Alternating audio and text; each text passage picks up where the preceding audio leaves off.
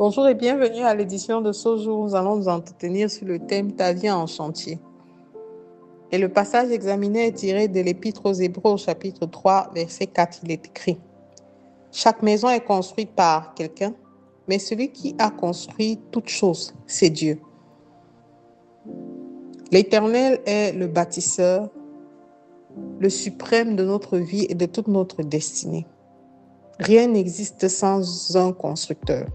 Et le constructeur ultime pour nous, enfants de Dieu, c'est l'Éternel des armées.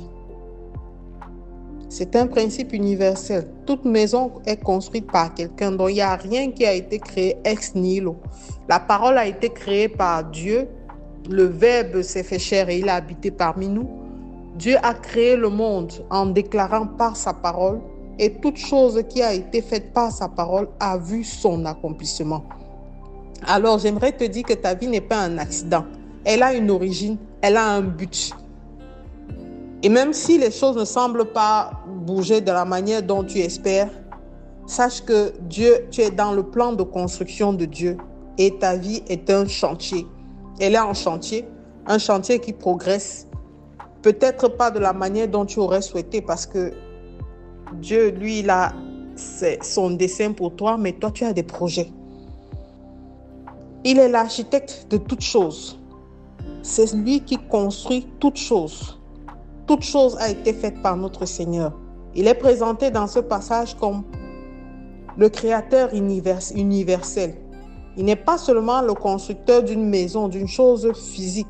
Il est aussi le constructeur du monde visible et invisible, de la destinée humaine, de toutes choses auxquelles nous pouvons penser, auxquelles nous pouvons nous accrocher de quelque manière que ce soit. Alors, mettre l'Éternel des armées au centre de sa vie, c'est le reconnaître comme bâtisseur et accepter et l'autoriser à faire de notre vie ce qui lui plaît, à donner le sens à notre vie, à donner de la saveur à notre vie selon son plan et selon sa destinée. La parole de Dieu dit qu'il y a beaucoup de projets dans le cœur de l'homme, mais c'est le dessein de l'Éternel qui s'accomplit. Bien-aimé, ta vie est en chantier parce que Dieu est en train de te façonner. Dieu est en train de faire de toi quelqu'un de meilleur afin d'être utile pour l'œuvre de ton royaume, de son royaume. Dieu est en train de te façonner afin de pouvoir te tirer des liens de manipulation, des liens de la facilité, des liens de la pauvreté, des liens de la maladie et de toute forme d'autres liens maléfiques, envoûtements et autres. Dieu façonne toutes choses dans ta vie et sa construction n'est pas sans faille. Il veut être le bâtisseur de ta vie. Et ce verset t'interpelle personnellement parce que tu dois pouvoir voir le plan de construction de Dieu dans tes choix. Parce que ces choix représentent la matière première, les matériaux dont on est en train de se servir pour construire l'œuvre, pour bâtir l'homme, pour édifier l'homme. Cette matière première, tu la tires dans quoi? Cette substance grise, tu t'inspires de quoi pour pouvoir façonner l'être que tu es? Qu'est-ce que tu as l'habitude de faire comme activité? Qui est-ce que tu fréquentes? Est-ce que tes fréquentations sont de nature à te rapprocher vers quelque chose de positif ou t'éloigner vers les desseins de Dieu pour toi? Est-ce que tes habitudes au quotidien te favorisent le rapprochement de Dieu par la méditation de la parole, par la prière?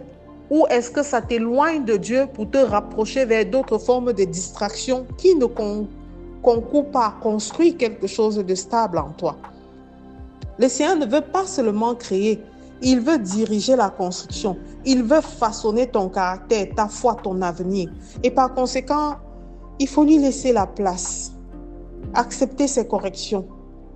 Car comme un architecte ajuste son ouvrage, parce qu'à un moment on peut dire casser ce mur, refaites ceci, de la même manière, le Seigneur ajuste ton caractère, ajuste ta manière de faire, ajuste les relations dans ton entourage afin de te ramener chaque fois vers son plan.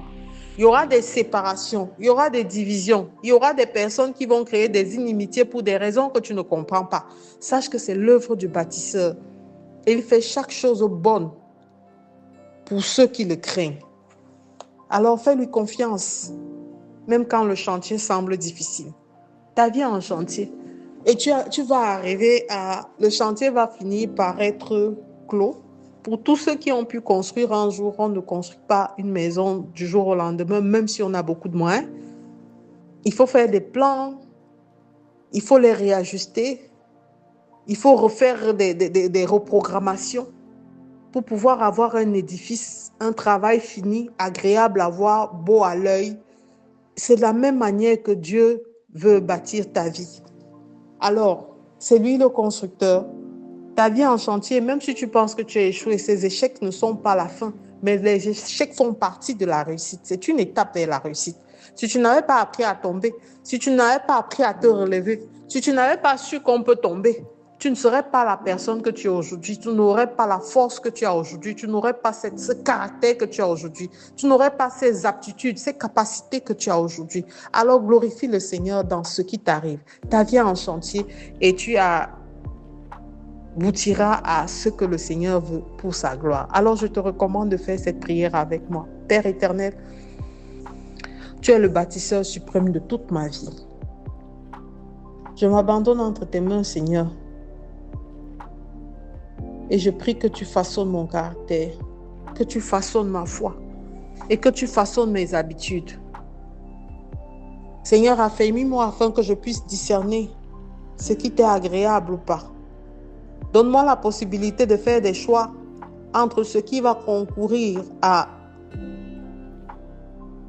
m'élever et m'éloigner de ce qui me détruit au jour le jour.